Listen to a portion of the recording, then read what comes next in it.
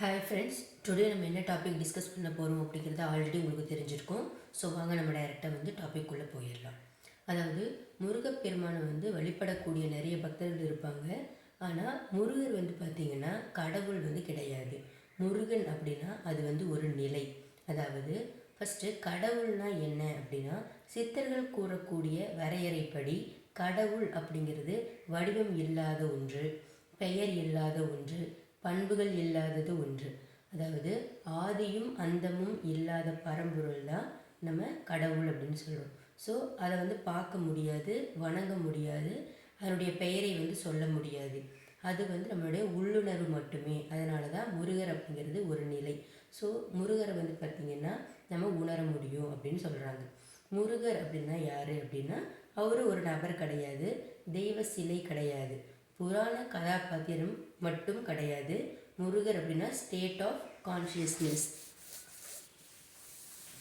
So Murugan நிலைனா என்ன அப்படின்னா, அகங்காரம் அழிந்த நிலை தான் முருகன் நிலை. நம்மக்கிட்ட இருக்கக்கூடிய காமம், கோபம், மயக்கம் இவற்றை எல்லாம் கடந்த நிலை முருகன் நிலை. அறிவும் அனுபவமும் ஒன்றான நிலையும் முருகன் நிலைதான். உங்கள் உடலுக்குள் குண்டலினி எழுந்த நிலையை குறிக்கக்கூடிய தன்மையும் முருகன் நிலைதான். இதையெல்லாம் தாண்டி நான் அப்படிங்கிற உணர்வு கரைந்த இடத்தில் முருகனுடைய முழுமையான நிலை வெளிப்படும். ஸோ இந்த நிலையை யார் ஒருத்தவங்க அடையிறாங்களோ அவங்கள நம்ம முருகன்னு சொல்லலாம். ஸோ அதனால தான் முருகா இளையோன் அப்படின்னு சொல்லப்படுது. அதாவது இந்த இடத்துல முருகா இளையோன்னா எப்பவுமே இளமையாக இருக்கிறது கிடையாது. மேலே சொன்ன அந்த அகங்காரம், காமம், கோபம், அறிவு, இது நான் அப்படிங்கிற உணர்வு, இது எல்லாமே கடந்தவன் ஆனதான் முருகன். ஸோ அகங்காரம் இல்லாத இளமை நிலை தான் முருகா இளையோன் அப்படின்னு சொல்கிறோம். வேல் பார்த்திங்கன்னா ஆயுதம் கிடையாது, அது அறிவு. அதாவது முருகனுடைய வேல் அப்படின்னாலே போர்க்கருவி, அவர் போர்க்கடவுள் அப்படி சொல்கிறனால அது போர்க்கருவியாக இருக்கும், இல்லை கொலை ஆயுதமாக இருக்கும் அப்படின்னு அர்த்தம் கிடையாது. வேல் அப்படின்னா மெய்யான ஞானம், அறிவு. அதுக்கப்புறமா நம்மக்கிட்ட இருக்கக்கூடிய அவித்தியை வெட்டக்கூடிய உண்மையான கருவி. மூன்றாம் கண்ணை திறக்கக்கூடிய சக்தி தான் வேல். ஸோ வேல் அப்படின்னா உண்மையான அறிவு.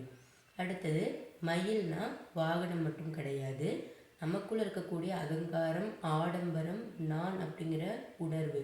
ஸோ முருகர் இது மூன்றும் மேல் ஏறி அமர்கிறான். அதை குறிக்கிறதுக்காக தான் முருகர் மயில் வாகனமாக இருக்கார்.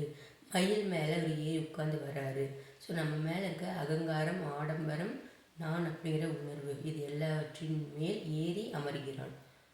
அகங்காரத்தின் மீது நம்மளுடைய ஆத்ம ஞானம் அமர்ந்த நிலையை குறிக்கக்கூடியது தான் முருகர் மயில் மேலே உட்கார்ந்துருக்கிறதுக்கான உண்மையான அர்த்தம். சரி, அப்பயே அவர் கடவுள் அப்படின்னு அழைக்கப்பட்டார் அப்படின்னா, சித்தருடைய அறிவு பொதுமக்களுக்கு நேரடியாக சொல்ல முடியாது. ஏன்னா அந்த டைரெக்டாக நம்ம அதை கற்றுக்கிற அளவுக்கு நமக்கு கெப்பாசிட்டி கிடையாது. அதனால தான் பார்த்திங்கன்னா அதுக்கு உருவம் கொடுத்தார்கள், கதையை சொன்னாங்க, பூஜை வழிமுறைகளில் வச்சாங்க.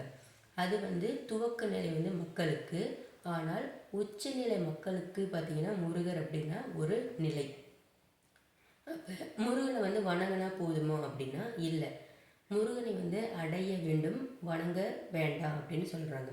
ஸோ உங்கள்கிட்ட இருக்கக்கூடிய அகங்காரத்தை துறக்க வேண்டும், ஆசைகளை குறைக்க வேண்டும், உண்மை என்ன அப்படின்னு அறிய வேண்டும், உங்களுக்கு உள்ளே பயணம் செய்ய வேண்டும்.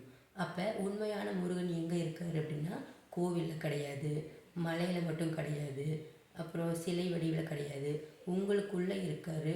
உங்கள் உடம்பில் இருக்கக்கூடிய அனைத்து நாடிகளிலும் இருக்கிறார்.